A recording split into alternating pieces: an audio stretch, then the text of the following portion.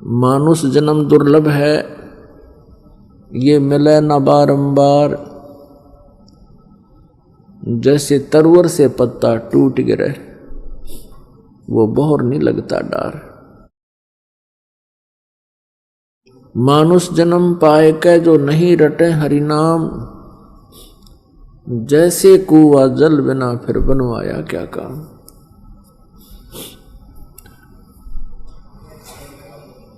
मानुष जन्म प्राप्त करके जो प्राणी परमात्मा की साधना नहीं करते हैं, यदि वो साधना कर भी रहे हैं तो वो शास्त्र विरुद्ध कर रहे हैं। वो अपना मनुष्य जीवन व्यर्थ कर रहे हैं।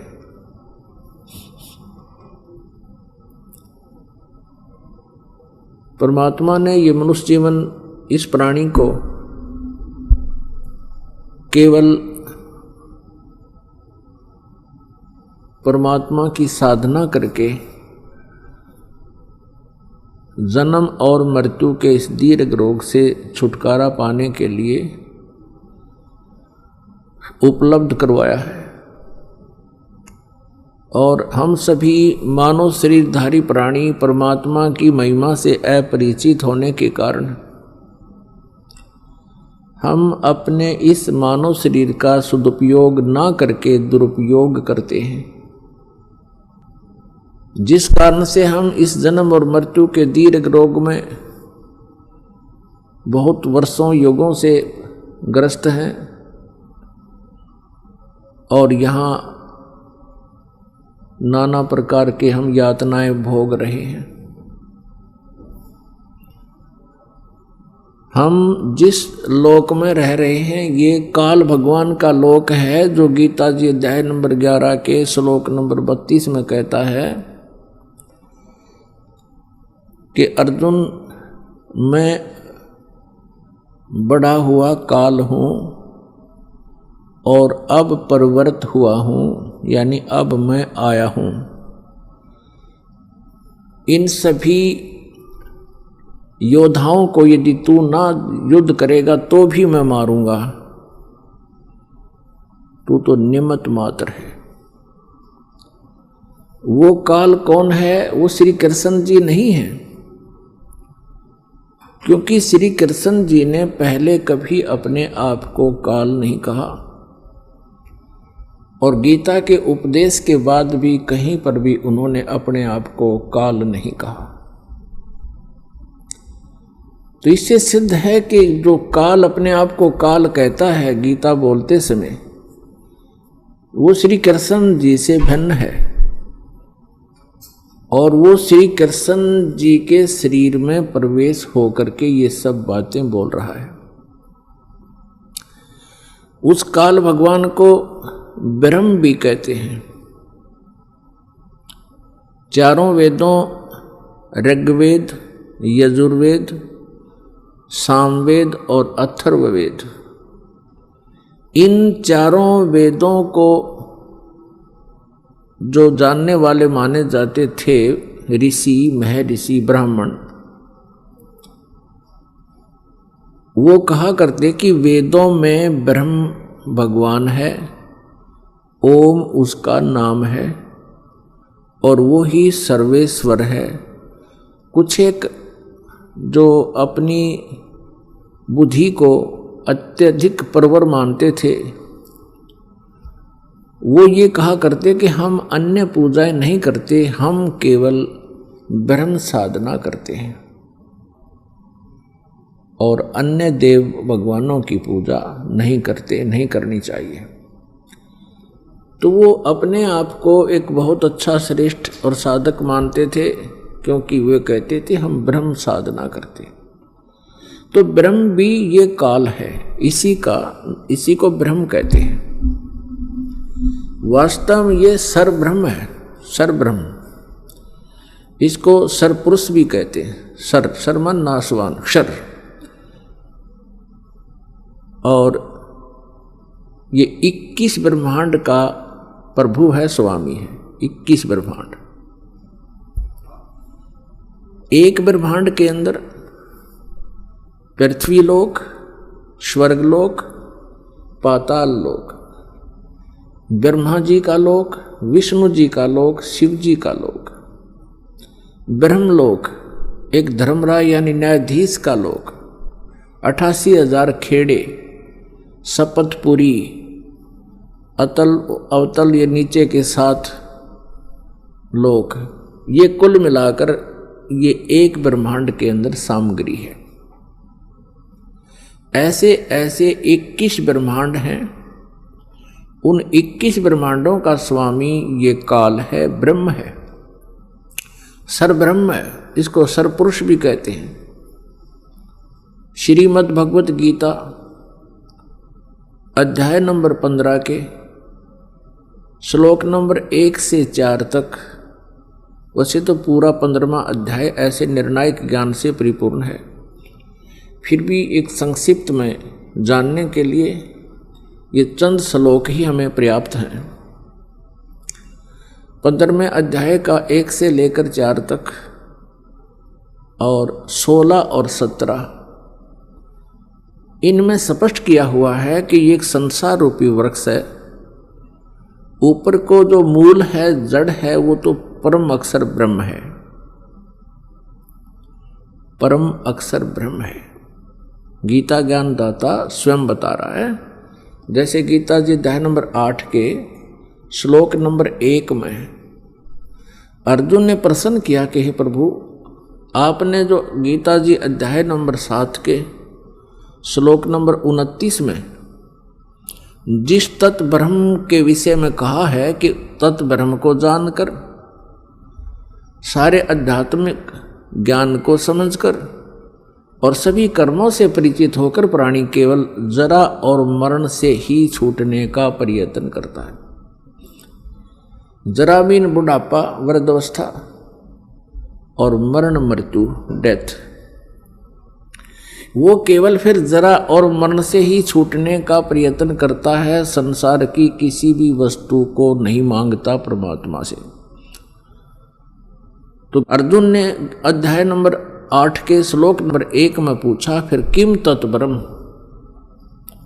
वो तत्ब्रह्म कौन है, क्या है? गीता ज्ञानदाता ने 8वें अध्याय के 3 श्लोक में कहा है कि वो परम अक्षर ब्रह्म है। यानी गीता ज्ञानदाता से कोई अन्य परम अक्षर ब्रह्म। अब यहाँ 3 प्रभु हैं जो मुख्य तौर पर, एक सरब्रह्म, दूसरा अक्षर ब्रह्म और तीसरा परम अक्षर ब्रह्म। अब ब्रह्म का अर्थ होता है प्रभु, स्वामी, यानी जो अपने जो अक्षेत्र में अन्य से उत्तिष्ठ हो, बड़ा हो, उसको ब्रह्म कहते हैं। तो ऐसे ये ब्रह्म 21 ब्रह्मांड का स्वामी है। स्वामी कहो, प्रभु कहो, मालिक कहो, यह सरब्रह्म कहलाता वास्तव में, लेकिन ये ब्रह्म नाम से प्रसिद्ध हो गया। जिनको अन्य परमात्मा की पूरी स्थिति का ज्ञान नहीं था, अध्यात्म ज्ञान नहीं था, उन्होंने ब्रह्म को सुप्रीम मान लिया, यानी इस काल को, 21 ब्रह्मांड के स्वामी को। तो सरब्रह्म और दूसरा अक्षर ब्रह्म और तीसरा परम अक्षर ब्रह्म, इन्हीं तीनों को अन्य शब्दों में कहते हैं सरपुरुष। सरब्रह्म कहो चाहे सरपुरुष, सरपुरुष। हम अपनी जो है ना संत लैंग्वेज में हमारे भगवानों ने कहा है, परमात्मा ने, कबीर जी ने, गरीबदास जी ने या अन्य महापुरुषों ने जिनको परमात्मा मिला, संत भाषा में वो क्षर पुरुष बोलते हैं। क्षर, क्षर माने नाशवान, अक्षर अविनाशी, अक्षर जिसका नाश ना हो।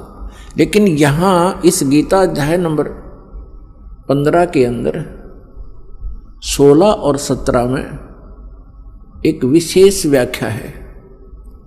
वैसे अध्याय 15 1 से लेकर 4 श्लोक और 15-16 में एक विशेष व्याख्या है कि उल्टा लटका हुआ ये संसार रूपी वृक्ष जानो। जिसकी ऊपर को जड़ है और नीचे को तीनों गुण रूपी शाखा है। ऊर्ध्व मूलम अधः शाखम, ऊर्ध्व माने ऊपर को, अधः माने नीचे को। ऊपर को मूल वाला और नीचे को शाखा वाला एक ये संसार रूपी पीपल का वृक्ष जानो,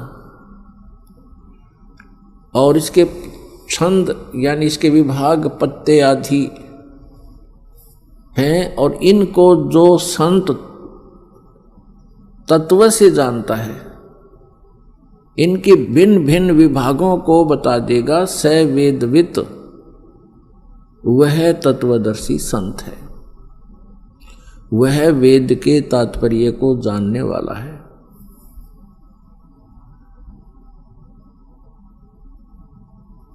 तो 15वें अध्याय के 1 से लेकर 4 में एक विशेष व्याख्या ये भी है कि उल्टे लटके हुए संसार रूपी वृक्ष के सभी विभागों को जो तत्व से जानता है, यानी उनके सभी भाग को बता देता है, स वेदवित, वो तत्वदर्शी संत है। पुण्यात्माओं, आपका सौभाग्य है, आपको ये अनमोल ज्ञान सुनने को प्राप्त हो रहा है। ना जाने कौन से जन्मों में आपने कितने पुण्य और अच्छी साधनाएं की हुई हैं, जिसके परिणाम स्वरूप ये परमात्मा का ये ज्ञान आपको प्राप्त हो रहा है। अब आप बहुत बुद्धिमान हो, आज परमात्मा ने रजा बख्शी है, आपको अक्षर ज्ञान कराया, और इस अक्षर ज्ञान की एक्सरसाइज से आपका माइंड बहुत विकसित है। लेकिन उस माइंड को हम फिर दुरुपयोग करने लगे, परमाणु बम बनाने लगे, वायुयान बनाने लगे, जबकि इस अक्षर ज्ञान से और परमात्मा के द्वारा दिए गए इस प्रोसीजर से आपका माइंड विकसित हुआ है। इसको भगवान की तरफ लगाना चाहिए था आपने। और ये मारण मरण के साधन तो किसी तरह बना लो, ये तो कभी भी बना लो, इनका ये तो विनाश के कारण है। अज्ञानता का एक मुख्य प्रमाण है जो इस तरह की होड़ में लगे हुए हैं। तो हमने सबसे पहले तत्व ज्ञान को समझना भगवान को। अब जैसे यहां गीता जी अध्याय नंबर 15 के श्लोक नंबर 1 में कहा है कि वह तत्वदर्शी संत है जो उल्टे लटके हुए संसार रूपी वृक्ष के सभी विभागों को, पार्ट्स को विस्तार से बताता है। अब गीता जी अध्याय नंबर 4 के श्लोक नंबर 34 में एक प्रमाण आया है कि गीता ज्ञान दाता अपनी अल्पज्ञता सिद्ध करता है, अर्थात उसको पूर्ण ज्ञान नहीं है, अध्यात्म ज्ञान नहीं है उसको। इसलिए वो कहता है कि उस तत्व ज्ञान को, जो तत्व ज्ञान है उसको तत्वदर्शी संतों के पास जाकर समझ, उनको दंडवत प्रणाम करने से, कपट छोड़कर उनसे प्रसन्न करने से, सरलता पूर्वक प्रसन्न करने से वो तत्वदर्शी संत तुझे परमात्म तत्व का ज्ञान कराएंगे। यानी गीता ज्ञान दाता अपने से अन्य किसी परमात्म श्रेष्ठ परमात्मा का ज्ञान जानने की कह रहे हैं। तो वो तत्व ज्ञान कैसा है, कहाँ है? गीता जी अध्याय नंबर 4 के श्लोक नंबर 32 में गीता ज्ञानदाता ने कहा कि जो अभी मैंने तेरे सामने 25 से लेकर 30 तक श्लोकों में, इसी चौथे अध्याय में सबकी साधनाओं का वर्णन किया है। कोई तो ऊपर को पैर करके, नीचे को सिरासन करके योग अभ्यास करता रहता है, कोई देवताओं की पूजा करता है, और कोई अपने श्वास प्राणायाम आदि करके इसी क्रिया को देखता रहता है अपने ध्यान से, इसी को मोक्ष मानता है। कोई अन्य साधनाएं करते हैं, और सभी साधक अपनी अपनी साधनाओं को पाप नाशक जानते हैं, यानी कल्याणकारक मानते हैं। फिर बताया है कि ये धार्मिक यज्ञों की जानकारी, यज्ञ माने धार्मिक अनुष्ठान, यानी परमात्मा के पाने की विधि, उनकी जानकारी गीता जी अध्याय नंबर 4 के श्लोक नंबर 32 में कहा है कि इस प्रकार के, जैसा कि अभी 25 से लेकर 30 तक श्लोकों में जो वर्णन है, इस तरह की साधनाएं और परमात्मा की यथार्थ साधना विस्तार पूर्वक कौन सी करनी चाहिए, कौन सी ना करनी चाहिए, उसकी जानकारी ब्रह्मण मुखे सच्चिदानंद घन ब्रह्म के मुखारविंद से, मुख कमल से उच्चरित वाणी में अर्थात तत्व ज्ञान में विस्तार से कहा गया है। और उसको तू जानने के बाद फिर सभी प्रकार के कर्मों से, बंधन से मुक्त हो जाएगा। पुण्यात्माओं, यहाँ पर अनुवादकर्ताओं ने, गीता अनुवादकर्ताओं ने चौथे अध्याय के 32वें श्लोक में एक ब्रह्मणे मुखे शब्द है, यहाँ इन्होंने अज्ञानता से अनर्थ कर दिया। ब्रह्मणे मुखे का अर्थ कर दिया इन्होंने वेद की वाणी, ये गलत कर दिया। जबकि यही अनुवादकर्ता गीता जी अध्याय नंबर 17 के श्लोक नंबर 23 में स्पष्ट कर रहे हैं, ओम तत्सत इति निर्देश है ब्रह्मणे त्रिवेद समर्थ है, यानी ब्रह्मणे शब्द है वहां 17वें अध्याय के 23वें श्लोक में भी। वहां इन्होंने लिखा है, ब्रह्मणे का अर्थ किया है सच्चिदानंद घन ब्रह्म का, यानी उस परम अक्षर ब्रह्म का। ओम तत्सत ये 3 मंत्र का जाप का निर्देश है और वो 3 प्रकार से सिमरन किया जाता है, नथिंग एल्स।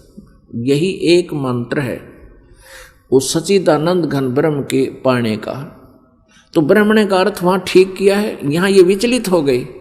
चौथे अध्याय के 32वें श्लोक में इन्होंने गलत अनुवाद कर दिया, ब्रह्मणे मुखे का अर्थ इन्होंने वेद की वाणी कर दिया।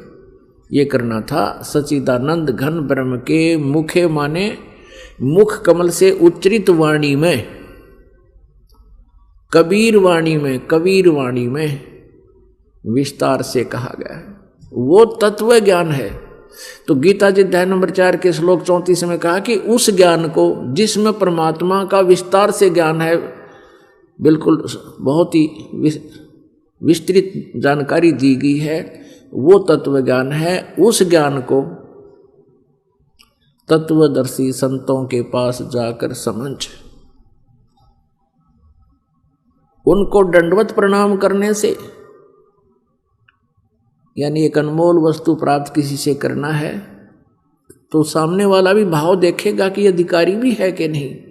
अति आधीन दीन हो प्राणी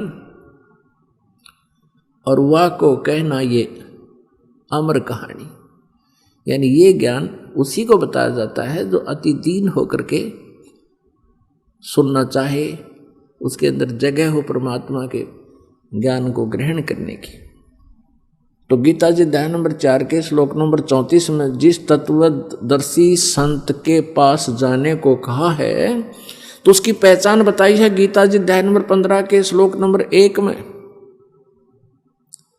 इस उल्टे लटके हुए संसार रूपी वृक्ष के सभी विभागों को जो संत बतावेगा, जड़ से लेकर पत्तों तक, सवेदविद, वह वेद के तात्पर्य को जानने वाला है, अर्थात वो तत्वदर्शी संत है। तो पुण्यात्माओं, ऋग्वेद मंडल नंबर 9 सूक्त नंबर 86 मंत्र 26-27 में, ऋग्वेद मंडल नंबर 9 सूक्त 82 मंत्र 1, 2, 3 में, ऋग्वेद मंडल नंबर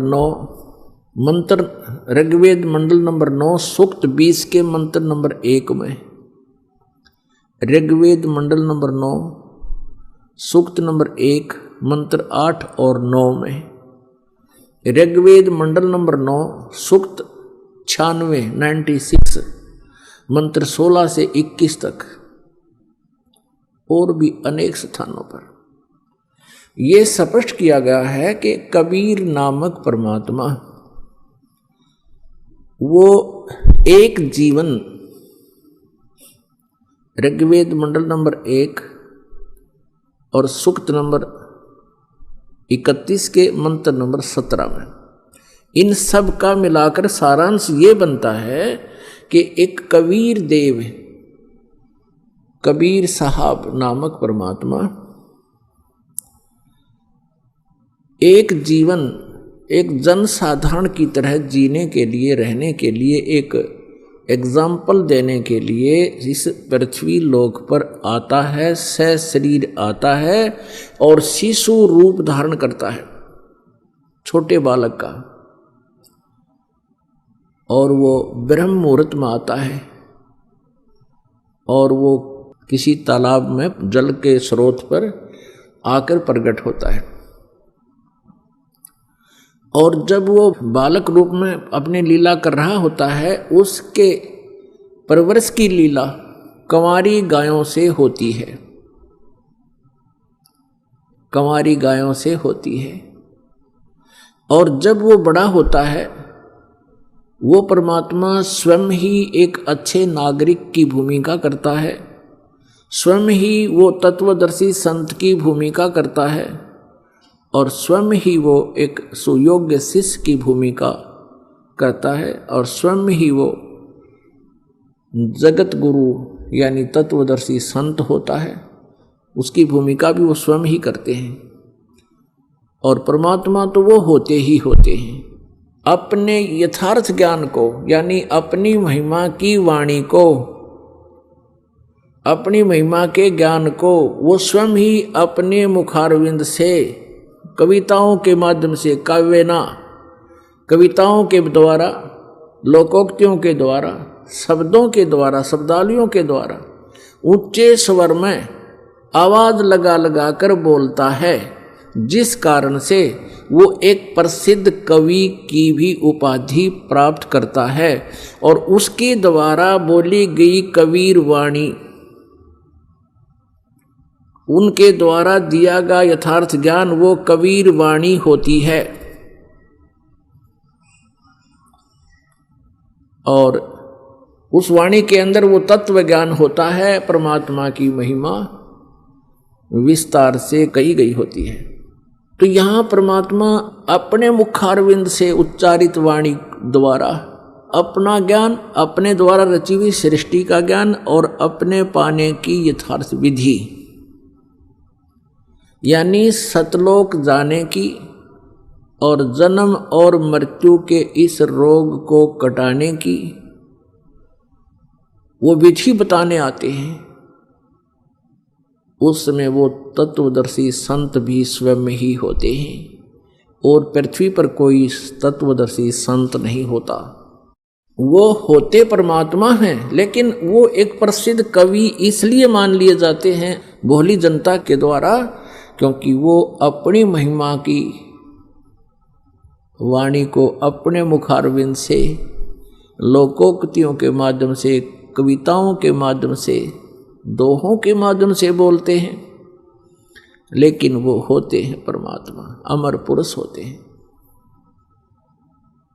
वो परमात्मा अपने सतलोक में रहते हैं, तीसरे मुक्ति धाम में, यानी एक तो सरपुरुष का अक्षेत्र 21 ब्रह्मांड का, ये इसका राज्य है, इसका इतना ये प्रभु, इसके ऊपर ये ब्रह्म है, इतना स्वामी है सरपुरुष।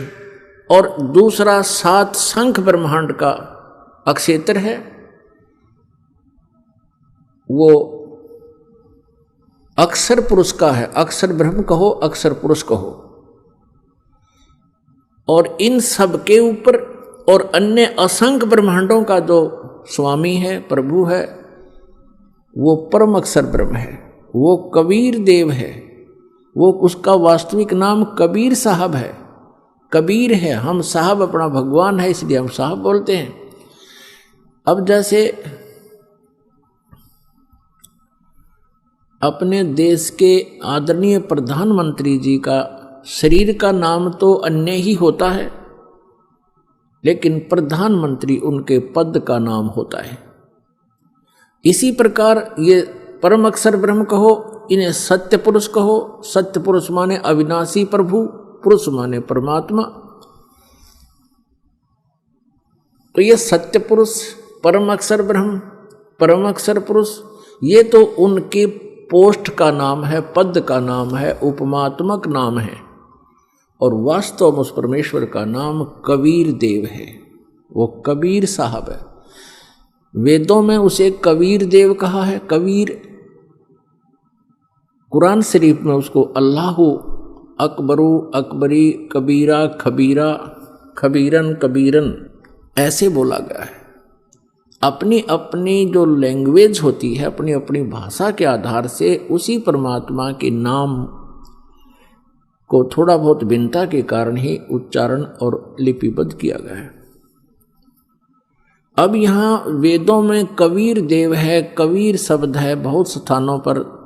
तो व्याकरण के जो ज्ञाता मानते हैं अपने आप को, वो कहते हैं ये कबीर नहीं बनता, वो कहते हैं ये तो कवि शब्द है। कवि, जैसे कवि का दो अपसर्ग लगा दिए और उसको आगे लिख दिया, अर्थ कर दिया कवि। कहीं पर कबीर देव जो लिखा है, देव माने साहब, परमात्मा, प्रभु, राम, देव, तो हम उसको कबीर बोलने लगे। बै, हम बै बोलते हैं अपनी लोकल लैंग्वेज में, जैसे वेदों को हम वेद बोलते हैं। किसी का नाम वेद प्रकाश है, हम वेद प्रकाश बोलते हैं। तो है ऐसे हम कबीर देव कहने लगे, उस भगवान को कहने लगे। कबीर साहब कहने लगे, फिर उसमें क्यों देव माने साहब कहो, राम कहो, कबीर राम का राम कबीर कह लो, कबीर अल्लाह कहो, अल्लाहु अकबर कहो, अल्लाह कबीर कहो। तो ये जो कहते हैं व्याकरण के आधार से ये कवि बनता है, वो परमात्मा का वास्तविक नाम ही कवि है, ये समझो। हम उसको कबीर साहब बोलते हैं, कबीर साहब। जैसे वेदों में कबीर देव लिख दिया तो उसको कबीर देव ही बोला जाएगा। जैसे यजुर्वेद है, यजुर्वेद यदि कहीं पर लिखा है यजु और अपसर्ग लगा रखी है संस्कृत में, उसका जब हिंदी अनुवाद डिफाइन करेंगे, उसको विश्लेषण करेंगे, तो उसका यजुर्वेद लिखना पड़ेगा। यजुर्वेद के बारे में यहां बोला गया है। ठीक इसी प्रकार जहां कवि शब्द है वेदों में, प्रकरणवश उसका अर्थ कहीं पर कवि भी हो सकता है, लेकिन कवि का अर्थ सर्वज्ञ नहीं हो सकता, ये भूल ना करना। जहां जिन्होंने सर्वज्ञ अर्थ किया है वो कबीर देव, परमेश्वर कबीर जी की ही महिमा है, वहां कबीर देव लिख देना चाहिए बस। वेदों का फिर आराम से, आसानी से समझ सकोगे उस अनुवाद को। तो उस परमेश्वर ने स्वयं ही एक तत्वदर्शी संत की भूमिका की और उन्होंने अपने मुखारविंद से उस तत्व ज्ञान को उच्चारित किया, उच्चारण किया, उसका उच्चारण किया। और फिर एक धर्मदास नाम के एक महापुरुष जिन्होंने उस परमात्मा को पहचाना, उन्हीं की कृपा से उन्होंने फिर ये लिपिबद्ध की कबीर वाणी, जो तत्व ज्ञान है, तत्व भेद है।